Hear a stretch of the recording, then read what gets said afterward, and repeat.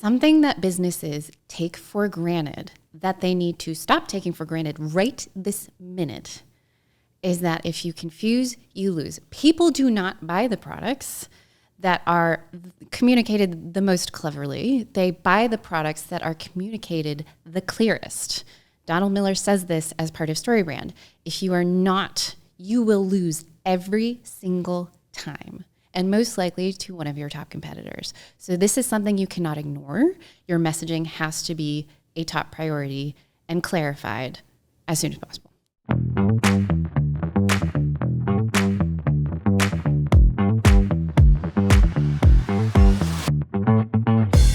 Welcome back to Endless Customers. My name is Alex Winter, and today we are joined by Mary Brown, our lead web strategist here at Impact. Mary, welcome back to the show. Hey, thanks, Alex. Good to be here. Great to have you here. And today we're talking about something really cool. We're talking about StoryBrand, which is a great book, great framework. Donald Miller, we're big fans.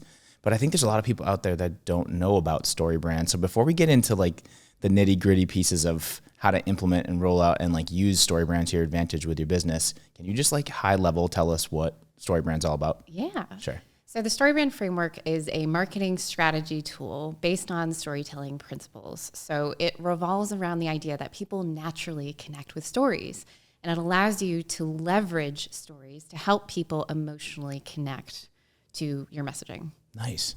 Very nice. And why is that important? Because I feel like a lot of businesses, it's all about P&L. It's all about making money, sales, bringing in leads, and it's very like black and white.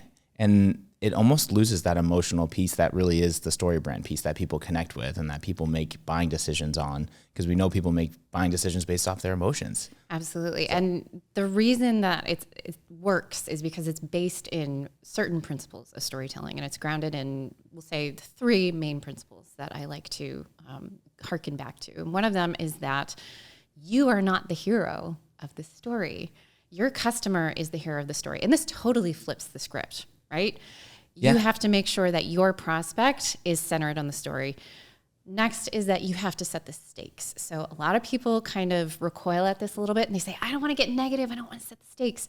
But if people don't know what's at stake by not working with you, then they're not set up for the value proposition.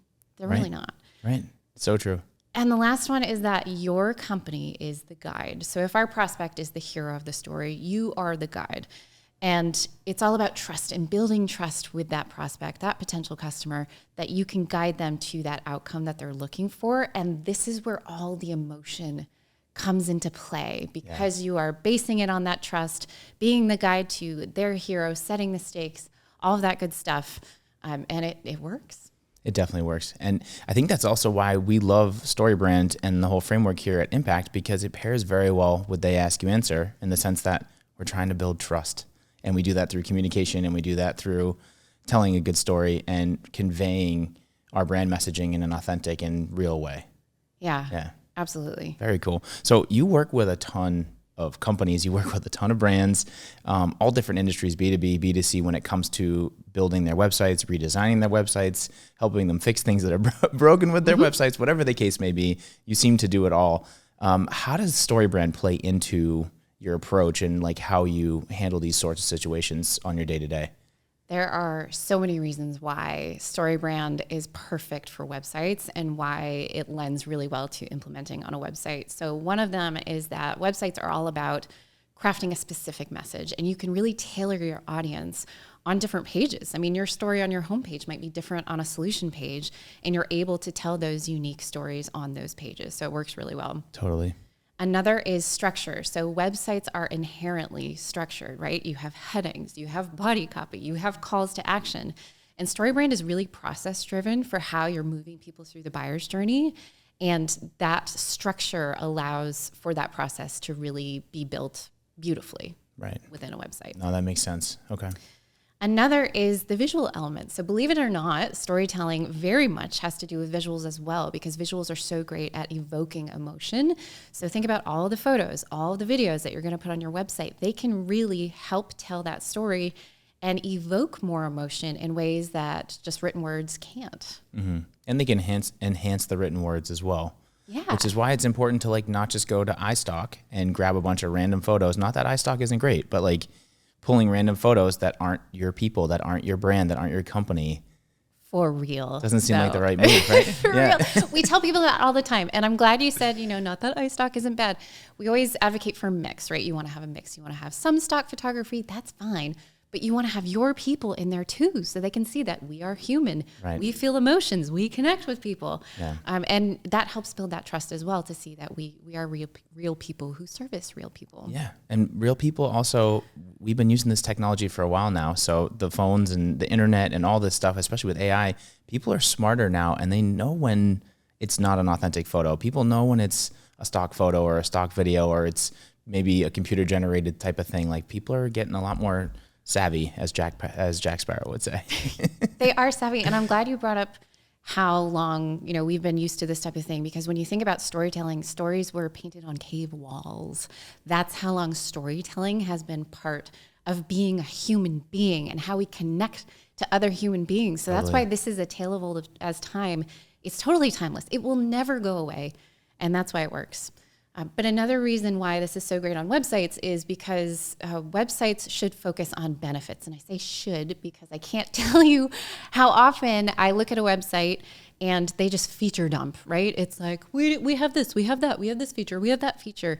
But when you tell a story, you need to talk about the benefits. You need to paint the picture of how it makes life better. That is such a huge part of StoryBrand. And a website should do that if you're doing it right. Yeah, it should. And it goes back to what you were saying, where I think a lot of companies, and I've done this in the past too, I'm a small business owner, where it's all about me. It's like, look at all the cool things I can do. Look at my degrees. Look at all my awards. Look at all the stuff and things. But that doesn't tell a story. It's just a lot about you and not a lot about how you can help people and what your services provide to help people get what they need, because they're looking for what they want. And that's a fundamental thing. Yes. And we're absolutely going to talk about that in messaging. The last thing I want to say about why websites are so perfect for implementing StoryBrand is the call to action. So that's the purpose of a website, is to call someone to action and make them do a thing. Right. And StoryBrand helps you identify what those actions should be. And it's such a huge part of the website. It's such a huge part of clarifying your message that it works perfectly. Yeah, no, that's a really good point. And we call it the one thing, right? When we're talking, they ask you answer, but it's like really figuring out what that CTA, what that one thing is that you want people to do. And we've seen in the past, the more things that you have, the more options for people to click on, the more confusing it potentially can be, the harder it is to convert because people don't know which way to go. So it's really important to think about those things. And StoryBrand does a great job of doing exactly that. So my next question, right? What happens when people don't use StoryBrand or they don't implement this correctly? And maybe some of the problems that you've seen through your travels and through your experiences. I don't all see the good ones. I see a lot of the not so good ones. And we don't have to call anybody out. We can stay never. general here. Yeah. But like, what are some like faux pas or things that you've seen where like it didn't work or they weren't doing it correctly and how it might have negatively affected their business? The biggest issue I see with companies that do not use StoryBrand and do not implement this is they have a confusing message. So whether they're victim to the curse of knowledge, where they are just dumping level 10 complex concepts and jargon on top of people's heads, and they're sitting there scratching their head. They don't understand what you're talking about. That happens all the time. Or they try to be clever and they try to be funny, and they're not Coca-Cola. So you can't get away with being clever. You have to be clear. Right. Donald Miller says, when you confuse, you lose. And I think that is the biggest thing that I see with messaging, the number one thing. I like that. When people are confused, it sends them directly into the arms of your competitors. Yeah, totally does. And trying to be funny sometimes, you may think you're funny, but it might not stick, and you might not realize how you might be offending people. You might be really turning people off in a way that they're going to your competition because you tried to be funny and it didn't stick. So Alex, there are so many times when I will read a message and I will give a writer props and I'll say, that's really clever. We can't use that. I'm sorry, because that's not the goal. That's not what we're going for. You can save it for some of your blog content maybe, but on our website, we have to be clear. Clarity is king. Yeah, totally. Another issue, and you brought this up earlier, is that companies so often focus entirely on themselves. So we joke in my department that we call it the three little pigs of web copy, because it's we all the way home. Because, businesses will say, we've been in business for 25 years and this is how we help people and we're so established and we have all these credentials. No one cares. Yep, no one cares. No one cares. All they care about is how you can help them. And sure, your 75 years of business makes you qualified to help them, but that's all they care about is how you're going to help them. You have to stop talking about yourself. You have to flip that script. You have to make them the hero of the story. So that is probably the number 2 thing that I see people falling victim to all the time. Okay. The last one that I want to bring up is lacking that clear next step. So you mentioned this a little bit earlier with the call to action. And it is amazing to me how many websites I will see where either there's no call to action on the page. There's just no call to action, which is mind-blowing. Or they have a call to action that isn't clear. It's lukewarm. It's weak. Mm-hmm. And when people don't have a clear next step, they get very confused about what they're supposed to do. And most likely, they're just going to leave. They're going to do nothing. Right. So this is so critical to your process, so critical to your website, so important to your website being your best salesperson that you've got to get that right. Got to get it right. And I've heard from a lot of business owners that, like, the common phrase or thing that recurs a lot is, my website doesn't do anything for us. My website doesn't work. Our website, we spend all this money on our website and it doesn't convert any leads or really do anything. And the first question should be like, well, let's take a look at the copy on your site and what's your call to action and what are some of these key and fundamental things that people are really missing. It's true. And it's funny how many people seem mystified about the fact that their site doesn't do anything for them, because I think these things are so basic, Alex. They're so fundamental, but I think people miss them. It's very easy to miss about how clear, because when people try to be competitive and they try to stand out in the market, that's when they try to get clever, or that's when they do the curse of knowledge thing and they dump all this stuff on you. Mm-hmm. You got to pull it back. You got to get back to those basics, and you got to really do the fundamentals right to win. Yeah, I couldn't agree more. We actually had Vin Gaeta, our head of web services, here on the show not too long ago, and he was saying the same thing, where if he had to choose, right, you put one of 2 options on the table and you have to pick one.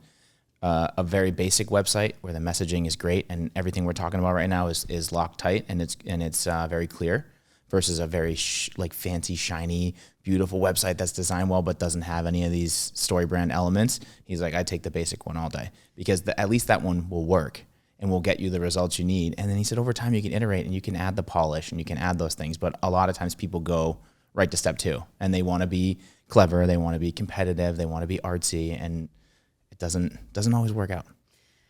And one of the reasons why that happens, and I've said the curse of knowledge a few times, and that is because when you are a business and you know everything about your business and what you offer, your solutions, how you help people in your head. And that's the perspective people have when they're redoing their websites or they're writing their web copy. But your user doesn't have any of that. You need to bring it down from a level 10 to maybe a level 2. And if I ever look at a website and I read your hero section and I say, what do you do? What do you do? That's a really bad thing. That's a huge problem. That is a huge problem, but it is so common. It's bananas. Yeah. So that should be your number 1 thing right now. Open your website, look at your hero with the eyes of your prospect. And if it is not clear what you offer, how it makes life better, and how people can get it, you need to update that right now. Yeah, that's such a great point. I think too, it's hard to step out of the bubble. So like if you're close to it, if it's your company, it's hard to objectively step out of that bubble and look at it like you're saying, where like, is this header, is my homepage really converting or really clear? Do people know what we do? So sometimes, what would you say, like, if you can't step back or if you feel too close to it, do you recommend like having outside people come in, or like what do you do in a situation like that where you may not know, but you want to know the truth, even though it may be tough to find out? Yeah. So back in the olden days, I might have said, ask a friend or ask someone like that. Now AI, Alex, I'm going to go immediately to Gemini or ChatGPT, and I'm going to put that copy in Gemini, and I'm going to say, what questions would you have after reading this about my business? Or, how would you optimize this to be more clear or something? Ask the robots. They're very good because they can look at things in black and white without any of that, industry inside stuff about your company. And they can give you that black and white feedback that you need to say, this is not good enough. Try writing it this way. So that would be my go-to right now. That's a great call. AI has been amazing with this stuff lately, and it's only getting better. And I don't want to get down the AI rabbit hole, but with GPT-4o, I'm really excited to see another episode. We'll do another episode. So we talk about trust and transparency all the time here. I feel like Marcus, that's like his staple. That's what we represent here at Impact. How does that play into StoryBrand when you're trying to tell a story, and how that like conveys into the website. We hit on this a little earlier, but like I want to lean a little deeper into how important trust and transparency is. Like for instance, pricing. A lot of people don't put pricing on their websites and they try to keep that very close to the chest. So can we talk a little bit about trust and transparency? Yeah. So I want to be very clear about this. While StoryBrand is indeed about telling a story, it is not selective storytelling, and it is not emotional manipulation.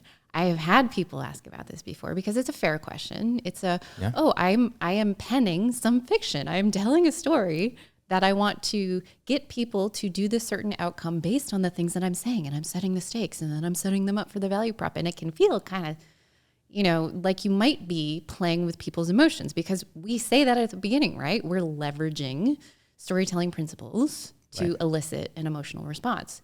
That's true. That's science. But you have to be honest and you have to be transparent. So what this means is you cannot shy away from the messy parts of the hero's journey. You can't. Be honest about that. And we talk about this in They Ask You Answer all the time when we talk about principle, when we talk about problems, when we talk about anything messy regarding the journey. You are being more authentic, and people see that as you being more authentic, and that builds trust. You can't hide that stuff. And it also means being realistic about what your solution can do. So you have to also not overpromise people things, right? When you're telling the story, be very honest about what your solution can do.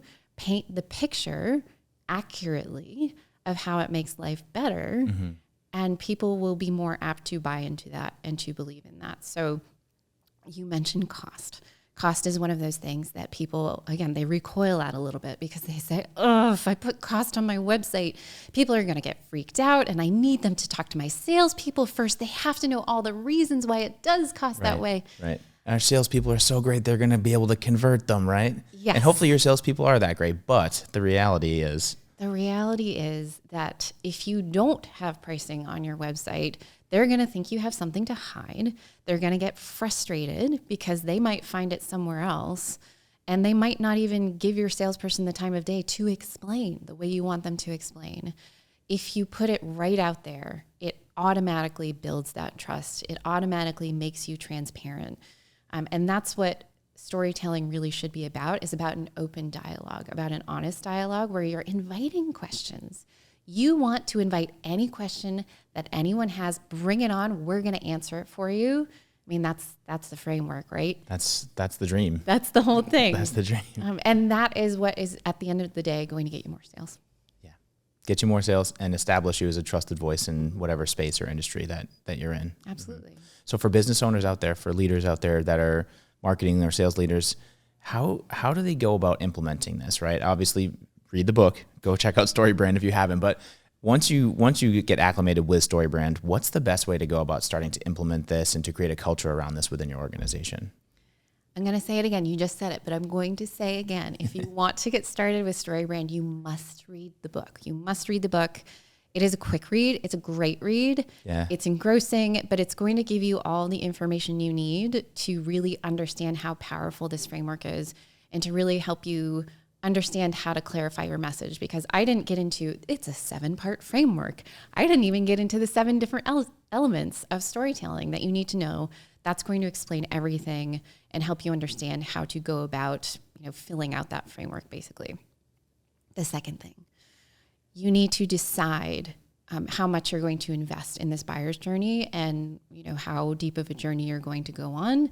And with any journey, you're going to need a guide, right? And I know when I'm saying this, Alex, I know someone's going to be like, all right, here's the pitch. We're getting the pitch for the guide. Yes, Impact helps people with this. Yes, we run these workshops all the time because it does help people. Because the problem I see with people trying to do this on their own, and I have seen people try to do it on their own, is that there is no structure. There's no expert guide who's been trained on how to get the most out of this. So what happens is a few things. Either they have 10 standing meetings where they just end up going around in circles and wasting a ton of time where nothing actually gets done. They have a lot of conversations. Nothing gets done. Or they have arguments because they can't agree on the hero or the problem or, what that aspirational identity should be. And all they do is bicker. And there's no, mediator there to get them back on track. Right, and to move the conversation forward in a meaningful way. Exactly. Yeah. And some people will even fill out that 7-part framework that I was talking about. And then they'll sit there and say, how do I implement this? What do I do? I mean, you filled out the sheet, but how do I get my entire company on board with StoryBrand? How do we roll this out? Right. How do we actually put it on our website? Because it's not a one-to-one framework to website necessarily. There's work that has to be done. But how do we implement it? And then they get stuck there. So you can go it alone, and you might end up wasting a ton of time. You might end up with a ton of headaches. You might end up with some fighting and not talking to your, CEO for the next 3 weeks. Whatever it is, I've seen it all.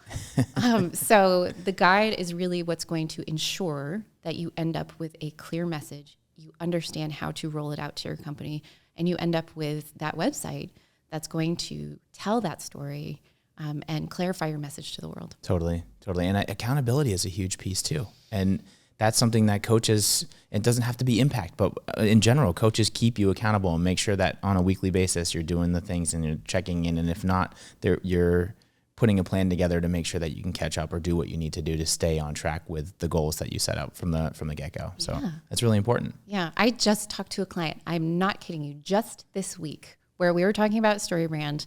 And they said, we're going to give it a shot. They had a meeting about it. And he came back to me and he said, Mary, he's like, I don't know what we're doing. And he said, we had the meeting. We went in circles. I need help. Like how, cause I'm not going to push. I'm not going to say, we can help you with that. And they tried it. And he really said, I feel like we wasted 2 hours. Yeah. So headache, not worth it. Mm-hmm. Well, and sometimes too, having a guide, like this is an analogy, but like if you're going on a hike, you go on vacation somewhere and you're going to go on a hike in the woods and you've never been in these woods before, you should probably go with somebody that knows the woods and knows the trail so you don't get lost or something like that, right? And it's the same idea here where it's like you should pair with a coach or with somebody that's done this before, that's familiar with it, that can do all the things that we just talked about, keep you accountable, keep you focused, figure out how to have the right conversations that you're not wasting time and energy and you're getting very pointed in how to make these changes. I'm glad you said the right conversations because it really is so crucial to have someone to put the guardrails on because anyone can have a conversation about who's our character. Anyone can say, who's our villain? What are our problems? And come up with some stuff. Right. But if you don't have someone who knows, for example, someone says, okay, well, our problem is, that the industry is really complex. And then you have to say, but what is the root problem here? What is the root cause? And people often don't think that way. So you need someone who's been here before. You need someone who's gone through the training, who's worked with so many different industries to be able to get you to where you have to go because you might not know that you came up with the wrong answer. So true. All right, so we know the importance of having a coach.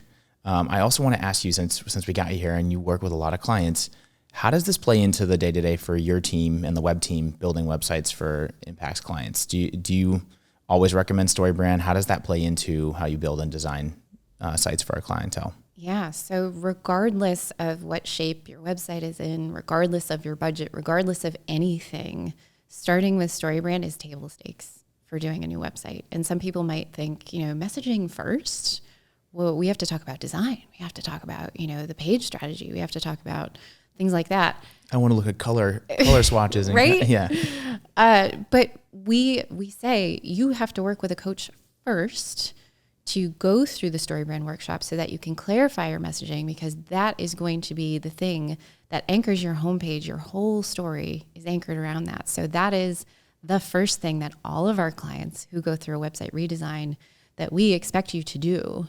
And we expect you to read the book. We expect your whole organization who's going to be in the workshop to read the book and then to go through that exercise. And every single one comes out of that workshop feeling immensely better about their story, about their message, and saying, my gosh, I don't even know if we knew how discombobulated and tangled our message was until we went through this. And now it is so much clearer, so much simpler.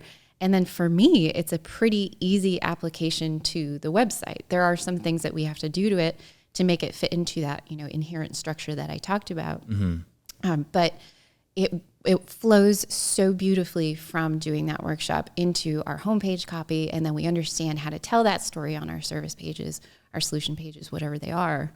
Yeah. And it really makes the messaging aspect of a website a lot better. It makes sense too, because we do the same thing in the video world where if you don't have a script that's locked down, you shouldn't really go shoot, because inevitably what happens is you shoot it and then in the editing room, the client will go, oh, can we change this copy and can we change this? And that means you have to go back and reshoot, which I feel like for a developer, it's probably the same thing. If you don't have that copy and the branding laid out correctly and you develop this whole page or multiple pages and then the client sees it and they're like, we don't like the copy, you're basically like hitting the restart button again and like having to go back to square one. So it sounds like doing this framework and using StoryBrand allows you to hash all of these things out ahead of time. And then once you get it hashed out, it just streamlines the whole process from like building out the site and getting it to where it needs to be. Absolutely. You can do it later. I will say it makes things harder. So I have, different people have different budgets. They have different ways they have to go about doing things. And I have had people not start with a StoryBrand workshop. And inevitably, we get the website done. The website looks great. The coach will come back and say, guess what? We're going back to that homepage. And the first thing we're going to do is we're going to update that story because it is so critical, so hugely important to the success of any conversion path that you have on your website. So we might do it out of order. It could happen, but it can't be ignored. It has to get done at some point. Yeah, absolutely. This has been a great conversation. Any final thoughts? Anything else that business leaders or people that are thinking about StoryBrand or thinking about redesigning their website that they should know about before we close? I will just say again, even though this is a very basic thing, even though this is a very fundamental thing, it should be a top priority thing that you do. Because I have people come to me all the time and they'll say, oh, we need more qualified leads. We need more of this. We need more of that. We're not converting well. When I talked before about root causes, a lot of the time that root cause can be traced back to your messaging, and it can be traced back to not having clear messaging and having confusing messaging. So I usually will tell people to go back to home base, start there, clarify your message first, and then we can get into, conversion rate optimization and things like that. Yeah. But you can't overlook it. Well said. Very well said. I couldn't agree more. Mary Brown, everybody, if they have questions or follow-up questions, if they want to learn how to implement, if they want to talk to you about coaching or whatever the case may be, how can they get in touch with you? Yeah, so I can be found in Impact Plus. I love hanging out in Impact Plus, and I love when people send me messages there. So please do. I am there to help. Or you can find me on the website, and I have, my door is open. I do have office hours for things like this. Excellent. Mary, thanks for being on the show. Yeah, happy to be here. Excellent. And for everybody out there listening and watching, this is Endless Customers. Appreciate you tuning in, and we'll see you on the next episode.